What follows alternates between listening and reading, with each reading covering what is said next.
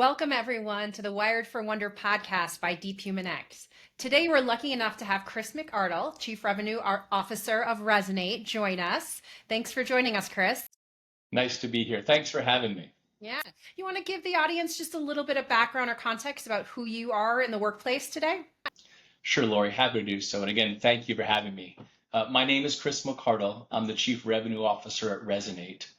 Resonate is a leading AI-driven consumer intelligence company. We help brands, agencies, and organizations understand their audiences at a much deeper level. We provide rich real-time data on consumer motivations, values, and behaviors, enabling more precise targeting, personalization, and frankly, engagement. Um, by uncovering the why behind consumer decisions, why they choose, why they buy, why they churn. We help marketers maximize their ROI, improve retention, and build stronger and more profitable relationships. Look, I've spent, when you and I first started talking, I've spent my career leading sales, marketing, and go-to-market teams, essentially in high growth technology companies, helping them scale, drive revenue, and navigate, frankly, private equity expectations. I have found that I thrive at the intersection of sales, data, and technology, where I think strategy meets execution. Mm. You asked on our initial call what gets me up in the morning, and I think I really enjoy building teams that win while having fun, while helping businesses tell a better story so they can be wildly successful. That's great. So that touches a little bit on what your passion is, but I'm going to actually have you get a little bit more specific. So you guys have heard Chris has a great resume, right? Very professional background. But really the things that I've seen through the years that make people a success are when leaders understand their own why.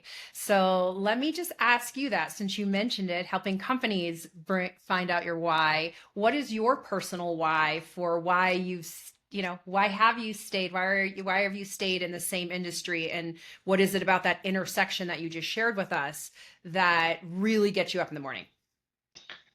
I think every day about the impact I have on my family, my wife, and my kids, the impact that I can have on the people that resonate, that rely on me for coaching, leadership, and frankly, the clients who rely on the impact that we can bring to them, whether it's businesses, people, or industries. If I'm not making a measurable difference, then I think I'm wasting my time, Lori. That I love that the impact of others. And when you're talking, the words personal accountability are flashing in my mind as if you really do see that you have the opportunity to serve the people around you, right? Like to be of service of other people. And at Deep Human X, we're all about, right, looking at what are the human skills. Yes, technology is advancing with AI, but the truth is we're going to need much more deeper human skills as technology replaces some of the things that we don't like doing anyways. Absolutely. So when I talk to you or think about that, tell me your thoughts on personal accountability, like maybe, what you're seeing, not from your clients, but just in the industry. And does that resonate with you? Is that kind of where you were at when you were sharing the impact you can make on people?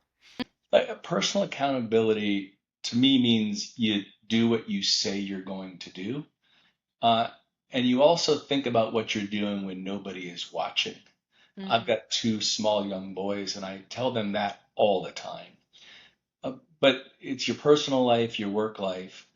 Clients spend a lot of money with you, Lori. They trust Resonate to make an impact, and I want to make a difference. And I feel personally accountable that if a client has shared with me, this is what keeps me awake at night. This is what's limiting our growth.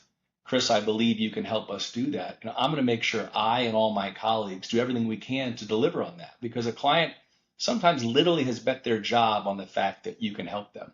I know my children bet their lives every day that I can help them. So personal accountability is something that has stuck with me for a long time. You talked about in service of others. I've went to Jesuit school a lot of my life, and they teach you to be a woman or a man for others. And that's not just about how you treat people, but it's about how you behave at work as well.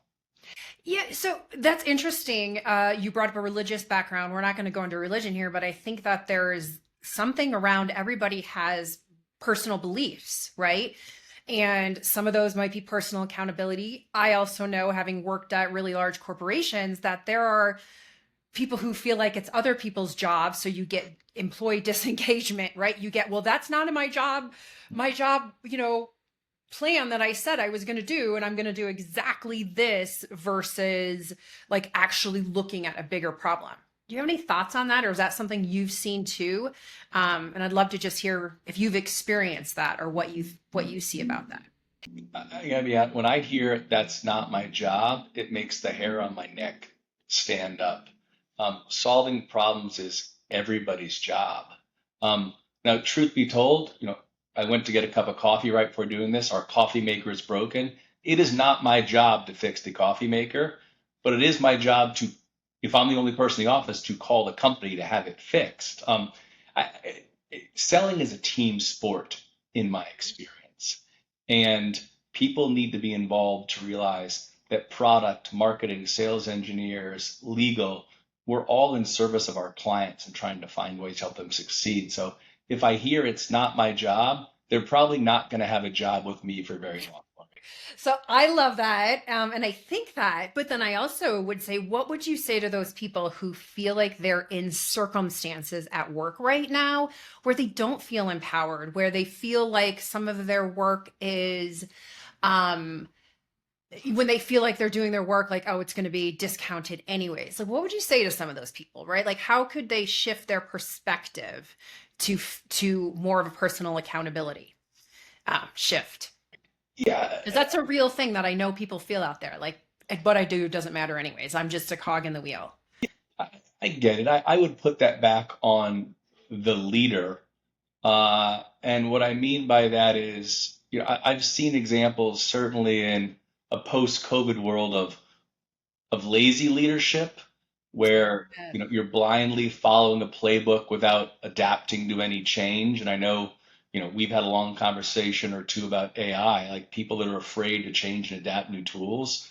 I've seen, you know, lazy leaders delegating hard decisions, frankly, to AI instead of using it as a tool or an input to decision making.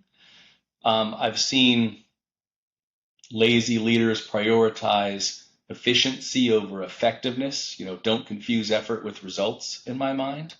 Look, I think in a world of AI augmented leadership means using data to make better decisions, not just easier ones. Oh, I like that, right? It's not about getting rid of the ability of humans to critically think, right? Like that's one of our most evolved traits compared to any other animal, right? Is that we can actually critically think and look at multiple stuff. And so I like that you actually did say it goes back to the leader too, because there is some accountability, going back to that personal accountability for the leaders to be, am I setting up this kind of environment? And if you are, it's not that it's wrong, it's just that there's other options, right? Like if you are, like the only thing we can do is be where we are right now, but like, hey, maybe it might be time if you have people who are really disengaged or who are, you feel like just showing up and doing the bare minimum, like it might be time to look at what is the environment that you're fostering, because as human beings, we have our own internal human operating system. And part of that human operating system is to connect with other people, which I think leads into a little bit of what you were saying about AI augmentation.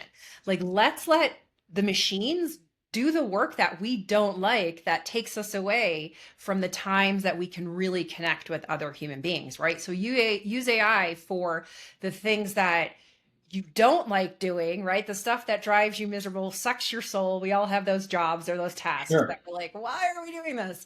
Why do we have to do this, right? My personal is expenses. I'm like, please, just whatever. Can somebody just do it? But with that, I do think that the idea of connecting to people and giving yourself more time is really a human trait. If you think about your kids and the future of work, of what that's going to be like, and then you think about, the post-COVID world has exposed a lot of things around work doesn't work like it used to. The playbook that was once okay isn't okay anymore. What do you think are some kind of healthy ways that where we can address the problems or some of the things that are coming up. Lazy leadership is one, but other just points of friction to really start to break down some of the systematic things that we have in place so that we can allow ourselves to be more human. So let me start by addressing what you said before, because I think you and I are very connected on this issue. With AI, I believe eventually answers are becoming cheap, and the real value lies in asking the right questions, where imagination really is the new frontier.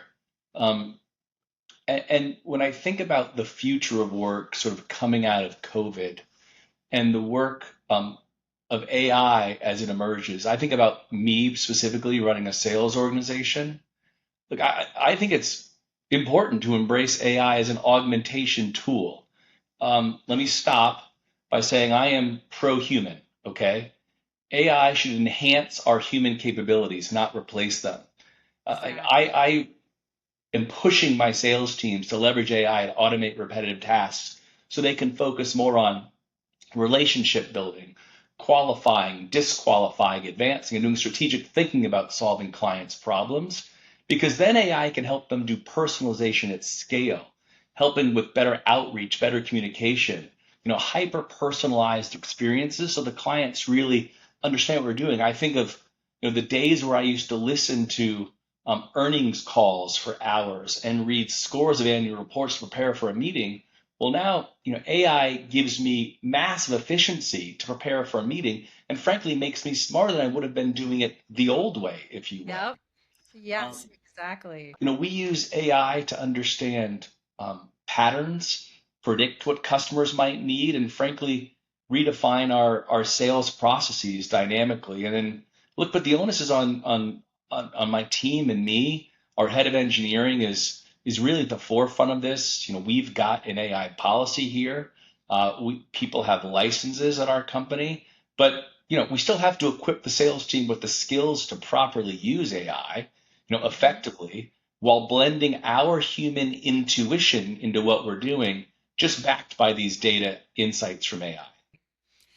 Yes, I love that. No, so now I'm curious that you have your team active because I know in the sales world it can seem scary. Like that is a place that people all often think of, oh, salespeople are going to be replaced with phone calls. And you and I both are old enough to know that that's not really going to happen. Like, in fact, it's going to be the people who embrace the connection that are going to be much more successful. Any surprises that you found from your team that when they were exploring like stuff that you hadn't thought of that they used it that they've used that you were like, huh, we didn't even realize we could do that. That really helped you. I think the surprise is, oh my gosh, it can do this. And the more you use it, the more you learn. I mean, I literally have a sticky pad sitting here on my desk that says, define the persona or name the expert, frame the problem, list any constraints, define the output. What tone do you want? Do you want to be a student, a professor? Literally put in adjectives. What grade do you want the output? Finally, ask it what questions it has before it provides you an answer. Like those sorts of things when I think about AI, and it begins to learn who you are. But you ask sort of, learnings. Look, there are legitimate obstacles out there for leaders with respect to bringing AI to the workplace. First and foremost, it's this notion of change management. I have seen resistance from teams across even today's organization that are wary of AI replacing their jobs or changing workflows, right? And I'm going to keep saying I am pro-human. It is a tool to help me do my job better. But we have to address skill gaps because not all employees are equipped really to work with these advanced AI tools. So we have to train them. And even little old me has this sticky pad sitting next to my desk to remind me when I'm using the tool of how I make it better. You got to trust the AI too. I mean, some leaders truly trust what comes out of AI and, really want to go back to good old human intuition, particularly in high stakes decisions. Human intuition does matter. It is a cocktail of decision making in my mind. I do believe there are ethical concerns. You need to balance AI with privacy constraints. Um, and then, it's resource allocation. What level of investment do you want to make without disrupting real critical business processes today? But change management to me is the most important one. It is a tool to help you do things better. I mean, I think of, I think can take over, I think, creative tasks. But in my mind, human creativity has never been more important because it's not about doing what AI can do. It's about what only humans can imagine. And look, I'm not a filmmaker, but I have this belief that, or hypothesis, I think, that we could all shoot a feature-length film on our iPhone, but it's not the access to tools that's the barrier. It's the imagination behind the lens that matters. You are sparking something that at DeepHumanX we talk about the X, right? Which is everyone has their own personal X as a leader. You are definitely striking one of mine, where part of my X is that I believe humans are creative geniuses, but we've been operating for the last 100 years or so in the production line, thinking of you do this, I do this, and we've almost eliminated creative, tons of creative thinking, innovation, even though we have human tools to do all of that with. So I would just say I love this thinking, Chris, that it is only up to the humans to decide how are we going to use this tool, right? Like AI could take over, and I find it funny when people have a lot of fear of it because I'm like, it would be a very boring takeover if the machines take over now.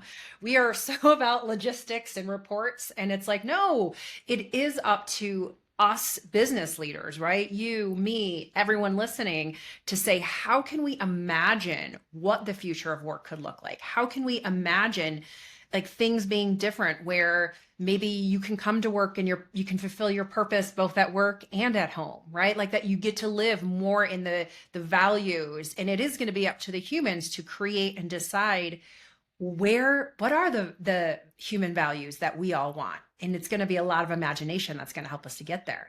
Yeah, we both seem to be using the word imagination, Lori. And I challenge my peers, leaders across Resonate, that we need to be investing in imagination, not just execution. I think it's I think it's about seeking better questions, not just being in search of better answers. Right, asking different questions, challenge, like going back to personal accountability. As a leader, it's up to you and me to ask different questions. If we're getting repeated answers that sound the same, we're not being curious enough, right? The teams are answering the questions we want, and they're answering it before they're even out of our mouths sometimes, right? Sure. How do we push ourselves to be innovative in what we're thinking about and the destinations or the goals, right? When you talk about KPI or goals, your chief revenue officer, I know you got some very clear numbers you have to hit, right? But I also know along with hitting those numbers, if you're not selling the bigger why, the bigger goal, Hmm. it's going to be really hard to get there, and you might make it maybe a few quarters right here or there. But if you have a bigger why or a bigger you use more imagination to let others come in, I'm sure that that result is much easier for you in getting the numbers when other people are committed to your goal as well.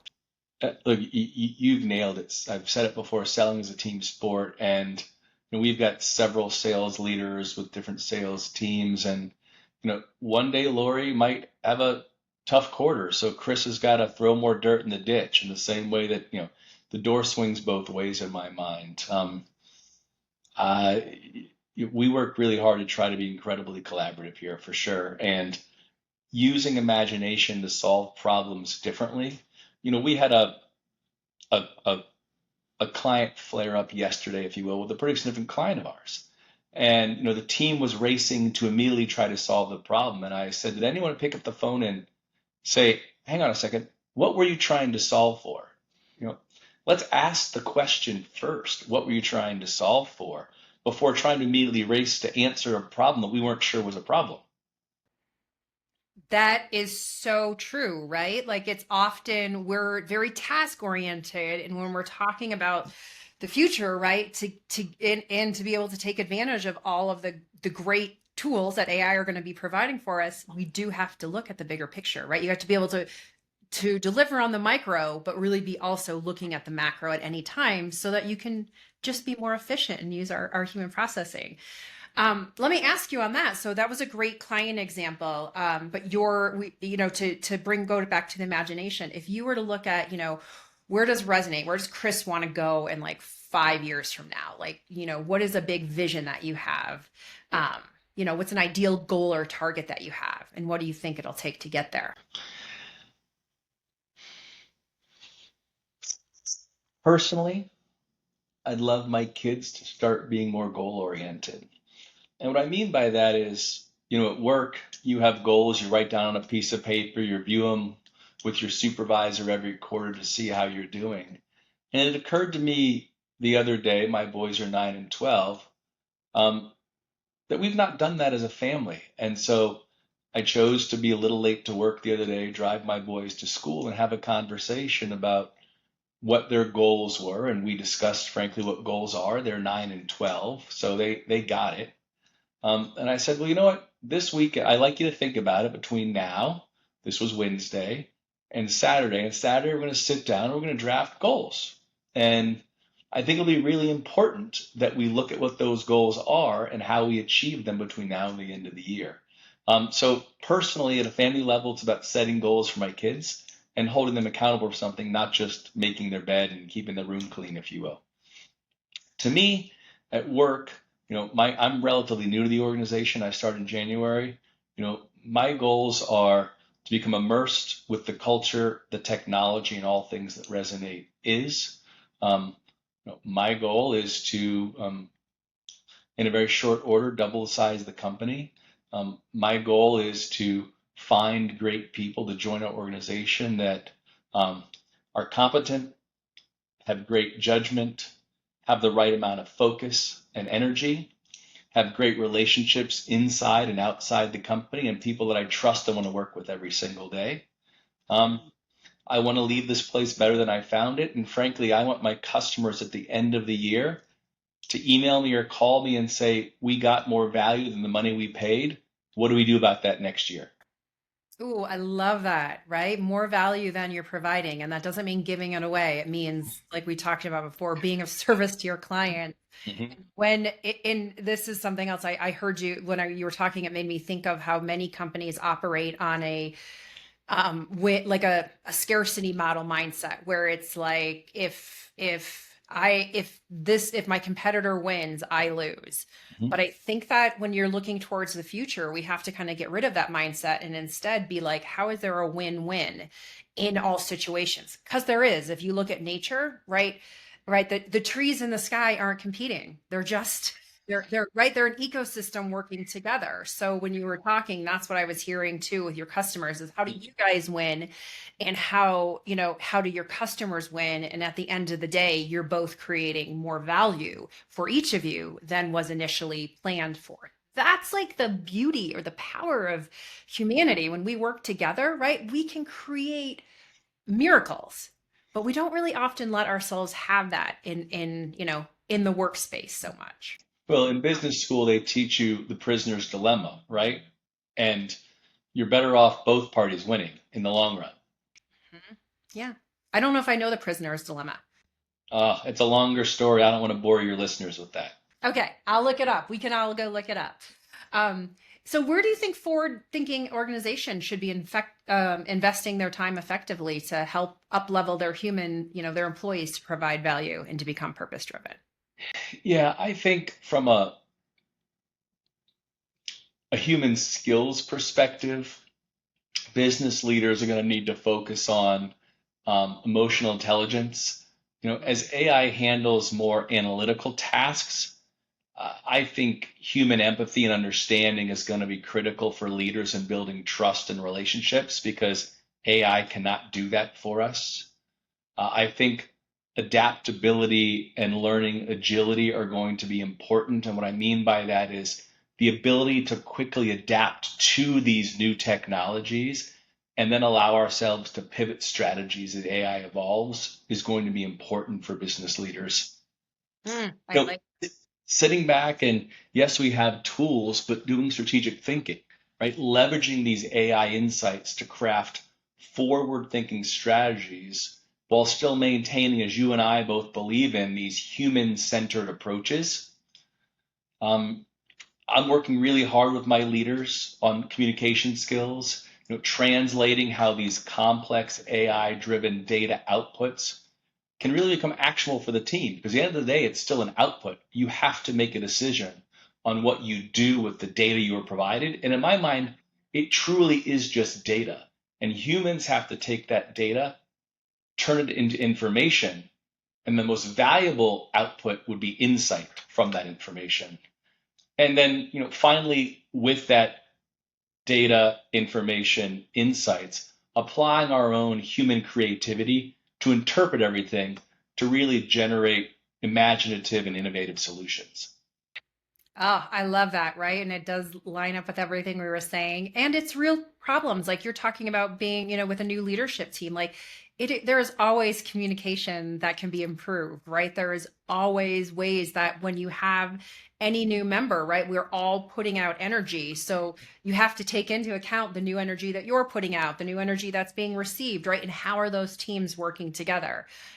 So I love that, the creativity, the empathy, the really right working on the human skills to make people move forward. And then so one of my last couple questions for you. What do you think the future of work will look like due to AI? So I think it's really important to master what AI can't do.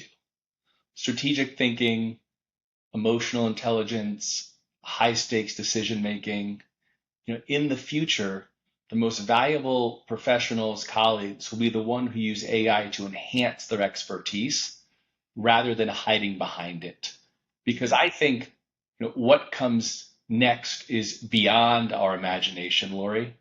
The leaders of the future, the ones who will thrive, are the ones who see the possibilities of AI where others simply see limits.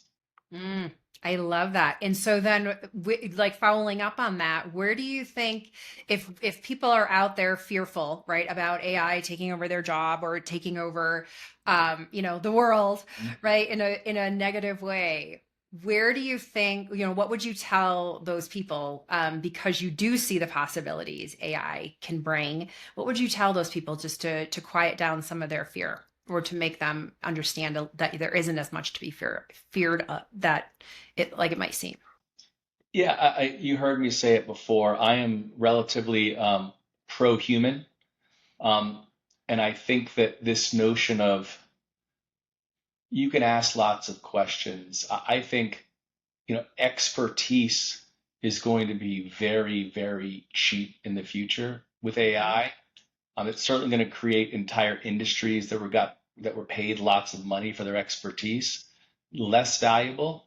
Um, it's learning as executives, leaders, consultants, anyone trying to solve problems. It's asking the right questions because human creativity will matter a ton, and AI can never supplant that. I've said several times, it's learning how to ask the right questions. Um, the future of work isn't just about embracing technology. This might sound goofy, but it's about defying industry bias, breaking superstition, and democratizing this notion of imagination or creativity that you and I have been talking about. Ah, I love it. I love it. Chris, it's such a pleasure to hear your experience, to talk, and to definitely feel the alignment we have. You're definitely part of my people, right? I love the human focused approach that you're taking. If our listeners were to go and look up Resonate, where would you want to send them? Or do you have anything coming up that you want our listeners to know about? Certainly, I mean, we're relatively easy to find. It's resonate.com, just like it sounds, it's phonetic. My team is very busy. I mean, today is, I don't know when you're posting this, today's March 14th. All of next week we'll be at the Adobe conference. The week after that we'll be at the ANA AI conference in Austin, Texas. Easy to find us there. Um, but I would love to keep in touch with anyone. My email is chris@resonate.com. Lori, it's been a pleasure to spend this afternoon with you. Awesome. Thank you so much for your time, Chris, and thanks everyone for listening. Good afternoon.